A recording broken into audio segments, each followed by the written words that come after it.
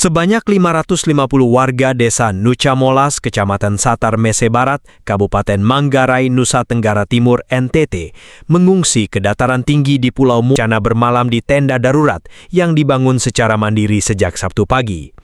Ketua Pengelola Wisata Bahari Nucamolas, Syahrul Gerong, mengatakan warga mengungsi karena khawatir terjadi gempa susulan dan tsunami. Mereka membangun tenda seadanya menggunakan terpal. Kami mengungsi di dataran tinggi. Saat ini kami di SDI Labuan Taur karena kami beranggapan di tempat ini lebih aman dan jauh dari pantai, terang Syahrul saat dihubungi Kompas.com Sabtu malam. Syahrul mengatakan warga yang mengungsi terdiri dari orang dewasa, lansia, anak-anak, bayi, dan ibu hamil. Mereka menempati sejumlah tenda darurat yang dibangun di lokasi pengungsian. Namun kondisi pengungsian masih terbatas.